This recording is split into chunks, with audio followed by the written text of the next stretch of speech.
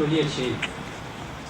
Šiandien mes susirinkome į savo prisikėlimo aikštę šiek tiek neįprastoje aplinkoje.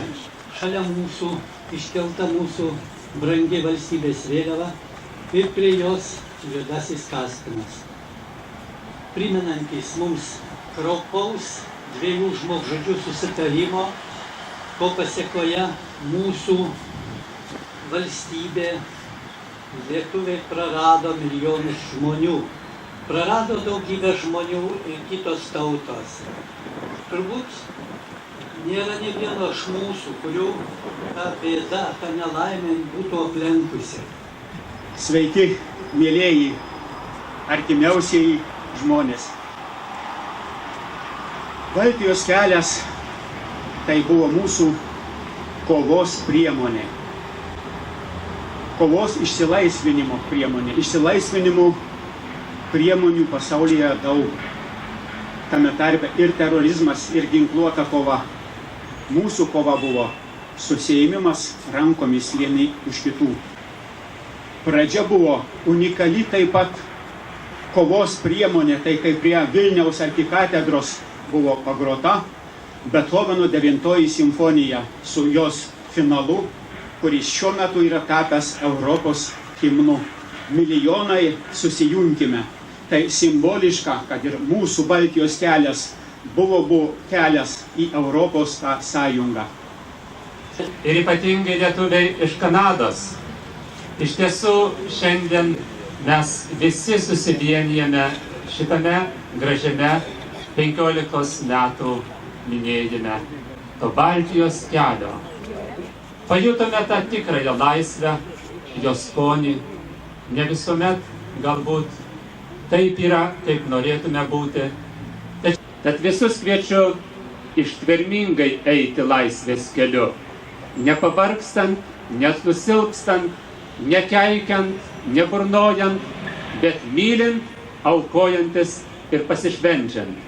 Tad nepamirškime Birželio, nepamirškim laisvės kelio, neišduokim Lietuvos. Te laimina jūs Dievas.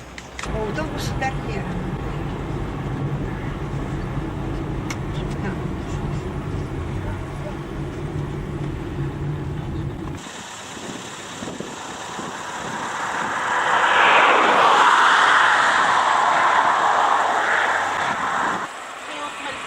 Čia nebuvo padėta malkyti nuo punktės iki telefono. Kokie techniniai? Nuo punktą nusireikoni. Nuo punktą? Ne daugiau kaip 500, tikrai. Tai šiandien mes tik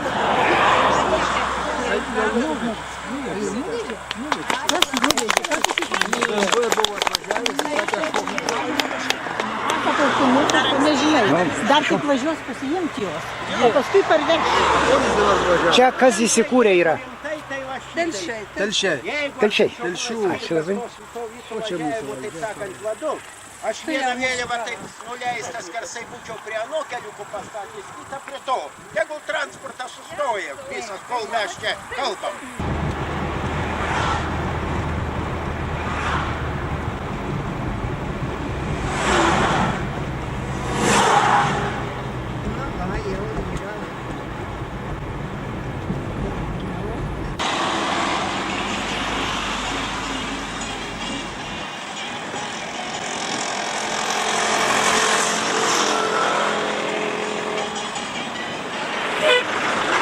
Mano seneliai negalėjo grįžti į Lietuvą.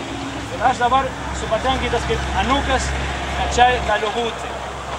Ir jūs parodėt visų pasauliui, kokia jėga turi viena tauta, kada ją suvienyje didelį idealį. Tokia jėga, kad 3 milijonai lietuviai, taip pat Estijai ir Latvijai, galėjo nugalėti vieną iš pats šiauriausios ir didžiausios imperijos iš visą pasaulio istoriją. Kaip jūs žino geriau negu manęs, kad buvo Sovietinė sąjunga. Ir man atrodo, kad dabar, kaip niekada, Lietuvoje reikia tą jėgą, tą vienybę. Ir tą vienybę tik turėsit, jeigu turėsit bendros idealius. Jeigu kiekvienas užmirs truputį save, ieškoti bendroji gerovė.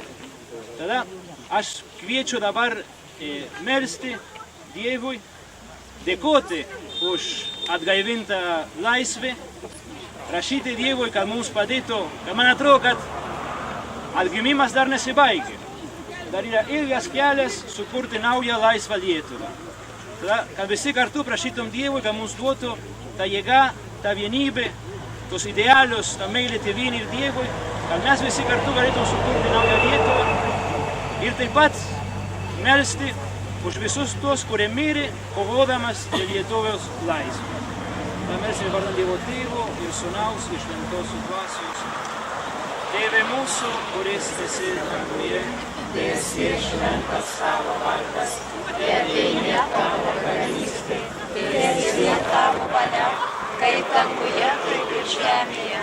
Kasdieninis mūsų duonos duok mums šiandien ir atleisk mums mūsų kaltes, kaip ir mes atleidžiame savo kaltininkams. Ir neleisk mūsų gundyti, ir gelbėk mus nuo pikto. Iki Pas vaikams ir mus, kurie negrįžo, klajojami, vis dieviškės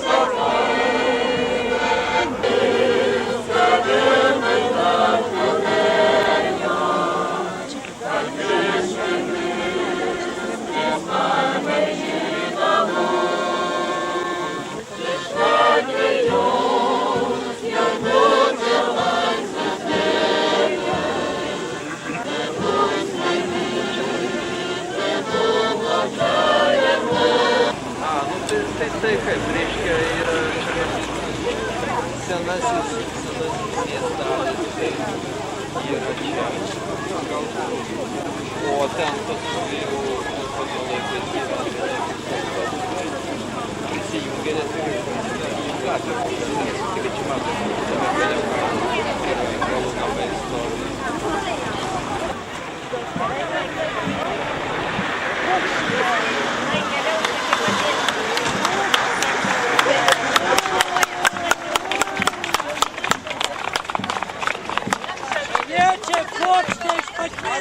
Arčiau laužė su pokščiu, arčiau laužė.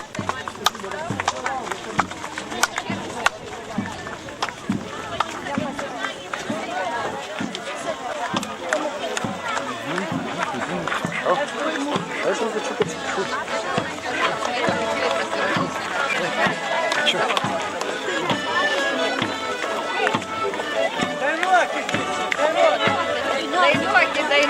Дайнорки.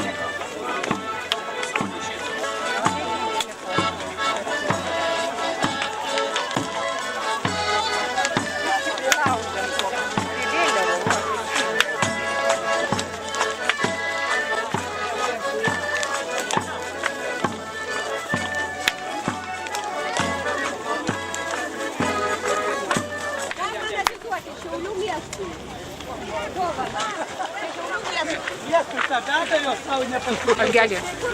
Mes išvažiuojam dalini tautai. Jo, ačiū labai, ačiū labai. Pala, va, aš vieną končiui paimsiu. Ja, gerai. Jo, prašau. Ir viskas. Aš išvažiuoju, prašau dalinti tautiečiams.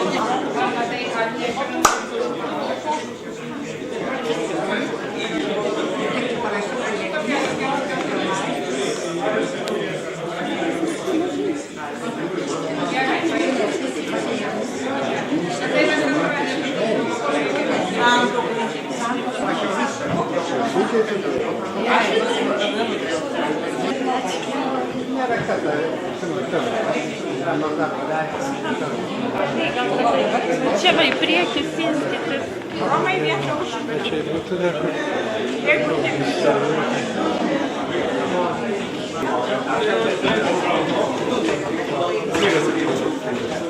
Susirinkusiam į Aušros muziejų šitą parodą, kuri vadinasi Šaukios tautą ir kuri yra skirta Sąjūdžio jubiliejui.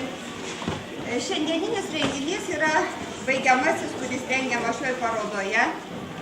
Jis ir vadinasi Sąjūdžio kelio šiauliečių sąjungininkų lūpomis. Ir mes šiandien labai prašysim, kad kalbėtumėt jūs visi, kurie buvot prie Sąjūdžio ištakų, kad čia susibūrė tie žmonės, kuriuos Šiauliuose vienio laisvės ir nepriklausomybės idėjos. Pradžioje žodį tarti prašysiu Aušros muziejaus direktoriaus pavaduotoja Virginija Šikščienė. Labadiena, gerbiamieji. Labai malonu matyti pilną salę šiauliečių ir atvykusių svečių iš toliau, pasveikinti jūs. Jūs buvote tie, kurie pirmieji Šiauliuose skelbėte Sąjūdžio idėją ir kurie su ta idėja širdyje gyvenate ir šiandien. Tai aukščiausią tašką savo organizaciją ir pasipriešinimo formą pasiekęs ginkluotas pasipriešinimas 1943 metais, partizaninis karas. Po jo vyko kiti pasipriešinimai.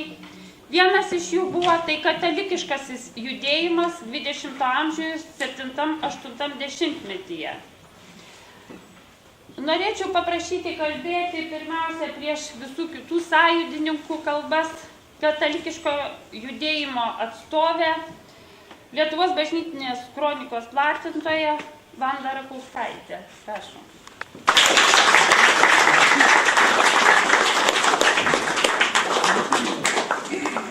Dabar mes tikrai pasigendam tos vidinės garbės. Kažkoks, nežinau, toks keistoka apatija apėmusi ir žmonėms trūksta vidinės garbės, tokio vidinio išdidumo. Galbūt, kad lietuviai turėtų dabar, ta vidinė garbė nebūtų užgesusi, galbūt iš mūsų nebūtų tiek ir iš Lietuvos besitraukiančių. Ten truputį, to visur reikia vadų, reikia lyderių. Jeigu atsirastų, gal ir kažkas prašvis ateityje. O galbūt mums trūko pačioj pradžioj tikros atgailos. Čia irgi gal reikėtų pamastyti. Visi puolė su didžiausiu entuzijazmu, griebėm trispalvės, džiaugiamės. Ir užmiršom, kad buvom šiaip ar taip, kiekvienas kažką išdavė. Kažką išdavė. Gal ne tėvynė, bet su savo sąžine turėjo kompromisų. Ir turbūt turėjo būti labai tokie iškilmingi, vieši, tokie atgailos padarymai. Iš to judėjimo, kurį buvo apjungusi Lietuvos katalikų bažnyčios kronika, mes kiekvienas turėjom savo patikimus, pažįstamus, net ir dabar esančių mes dar vieni su kitais nesidalindavom, nes nepažindavom, tik tai ir buvo tokia konspiracija, kur ėmėm tik iš didžiuotis. Kad mes galėtume, buvę komunistai, nebuvę mes komunistiškumo taip pat turėjom. Kažkokį tai lygį mes buvom, bet mes nesugebam atleisti, atsiprašyti, padėti vienas kitam, koks jis bebūtų. Ir aš norėčiau, kad mes jau, tai tokį jau brandos amžių, dar suspėtume tą padaryti. Aš labai džiaugiuosi visais, džiaugiuosi pakvietimu ir kiek bandykim dar judėti, kad tas sąjūdis dar nebūtų. Čia titulų išvardinta baisiausių, tai čia atrodo, kad jau tas sąjūdis, bet vienas esmingiausių dalykų. Sąjūdis atėjo į paruoštą dirvą, iškūrentą dirvą. 88 metais visos sąlygos buvo, viskas pribrendę buvo, kad ta didžiulė banga, ta tsunamio banga ateitų į Lietuvą ir pradėtų jinai per Lietuvą ristis. Aš iki tol nedalyvau jokioj veikloje praktiškai. Buvau studentas aukštosios mokyklos, ten mokyklą buvau. Kas šeimoje tik buvo pasakojama apie istoriją, apie prisiminimus, apie trėmimus, nes giminės, aišku, ištremti buvo. Ir tada, kada įvyko tie didieji įvykiai ir Vilniuje ir visur, tai atrodo, ta banga pagavo ir pradėjo nešti. Ir taip pradėjo nešti, kad net į šonus nežiūrėjai ir nieko, atrodo, kad nieko kito ir būt negali. Šiandien po 20 metų gali pradėti svarstyti, kad tenai galėjo tas nutikti, galėjo kitaip būti, galėjo ten ateiti ir pasibelsti, ir kaip ten pasakodavo senesniais laikais. Bet tada to netikėjai, paprasčiausiai net ko gero nežinojau, kad taip galėtų būti, nes nebuvo laiko netgi diskutuoti. Ir kai aplinkui žmonės susibūrė, vedini idėjas, viens kitam nuoširdus, viens kitam padedantis, viens kitam dovanojantis savo šilumą, atrodo, kad tas judėjimas tikrai niekada negalėjo pralaimėti. O istorija parodė, kad jis ir laimėjo ir savo uždavinius pagrindinius atliko. Iš pirmųjų dienų, kada tik tai buvo įkurta Sąjūdžio Šiaulių taryba, Šiauliuose vienas žmogus vis lankydavosi, pas mus ateidavo ir sakė, tik duok šitą, duok kitą, visus popieriukus iš mūsų rankėdavo, sako, aš šitą galiu paimti, šitą negaliu paimti.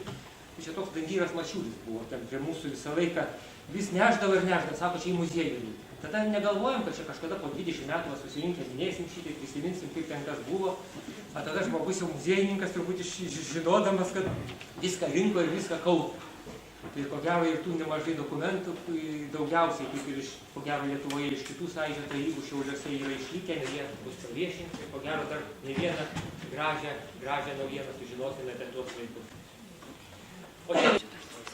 Ir toks puikus istorikas, kurį aš labai gerbiu, Česlovas Laurinavičius, kuris iš tikrųjų puikiai rašo apie tarptautinius santykius, apie Lietuvos Respublikos santykius su Sovietų Rusija tarpukariu, atsidūrė mokinio vietoje. Nes, sakykime, visiems pažįstam Angonytę Rupšytę, taip, jis sėdė ir krato galvas, kad nesąmonės rašo. Nes buvo daryta iki to, kad remiantis kažkokiais archyvais, Česlovas Laurinavičius savo pranešime pradėjo aiškinti, kad Ozolas susidėjo su Kauno radikalais ir tapo pats radikaliausias Sąjūdžio veikėjas. Bet ten tokį sukėlė juoką, bet kadangi vis dėlto publika buvo mokslinė, kultūringa, tai man teko atsistoti pasakyti, kad kažkoks čia nesusipratimas. Todėl turiu pasakyti, ką aš pasakiau apie Sąjūdį. Kas tai yra specifika pas mus. Tai pirmiausia, aš pasakiau tai, kad pirmieji laisvi rinkimai okupacijos sąlygom įvyko Šiauliuose. Tai sausio 15 dieną 89 metais. Ir kad būtent nuo tų rinkimų prasidėjo tas laisvų rinkimų tradicija Lietuvoje. Ir iš mūsų šiauliečių pasimokė Lietuva, konkrečiai ta iniciatyvinė grupė, kuri buvo Vilniuje. Nes čia geriau pasakys Vasinauskaitė, pinigų negavom, iš centro atrodo, negavom, ne? Virgi, negavom. Mes patys turėjom spausdinti plakatus, bukletus, rengti debatus, taip. Atsimenat, kai buvo pirmieji debatai, kokie transliuojama buvo per tą vietinę vadinamą tą garsiakalbį, tą kaip tą Gavrilką rusiškai buvo, dabar čia kaip tas. Tas Rodytė. Pradėjome mėtyti bukletus, mes patys pirmi Lietuvoje. Ir šiandien mes jau visi nervuojamės, kad tų bukletų labai daug, kiekvieną dieną, taip? O kas pradėjo? Mes pradėjom, čia mūsų tradicija buvo. Šiaulių miesto KGB viršininkas Petras Urbanavičius. Kad KGB viršininkai išrinktų Sąjūdžio tarybą, Lietuvoje niekur kitur nebuvo. Buvęs. Nu čia televizorių komanda sėdi, ten Antanas gali paaiškinti. Sumaišė Algirdą Urbanavičių su Petru Urbonavičiu. Konferenciją sumaišė. Ir kiekvieną dieną būdavo prašymai Mergelė Marija ir Jėzau už Lietuvą, tai galgi ten danguose iš tiesų vėl išklausys ir ta meilė ir tas atminimas mirtinai privalo būti. Ir kiek įmanoma gerai, kad mes susitinkam ir vėl įgyjam kažkokį imunitetą, tas praradusias savo viltis, jėgas, vėl kažkuo turime kiekvienas savitais būdais pastiprinti, ar istoriko faktais, ar ar žodžiais vieno ideologiškais, ar dar kažkuo. Nesvarbu kuo, svarbu, kad nepliurpti niekų, o teikti žmonėms tikėjimą ir viltį. Leiskit man pasakyti Brazdžionio vieną, tris posmus vieno gražaus eilėraščio. Mylėsi Lietuvą iš tolo, visa širdim, visais jausmais. Iš tolo meilė neparpuola po balto marmuro namais. Iš tolo ją kaip laimę šauksi, aušroja ir sutemų sapnuos, o į praskridusi kaip paukštė, tik kaitrų liūdesį dainuos. Regėsi ją kaip saulės kaiščią, kaip kūdikio šventi sapnai, o į galvergės pančios vaikščios ir slėgs ją sielvarto kalnai. Tiki tau bus saldi paguoda, tiki tau bus širdį gyva, balta, baltųjų vyšnių sodas, senolių žemė, Lietuva. O dabar sėdėdama, pamačiau šitą gražią fotkę, kur mes su padegimu. Ten kažkur dar turėjo būti Pranas Piaulokas. Jis kol kas dar yra pasiutusiai pūliuojanti žaizda ir teatrui, ir Šiauliams, ir Lietuvai. Tai man dar Irena paminėjo, kad mes netekom Zigmo Vaišvilos, Leonardo Staškevičiaus ir Prano Piauloko. Tai palikime gražiai juos atsistojimo. Danieliaus Minčiuko irgi.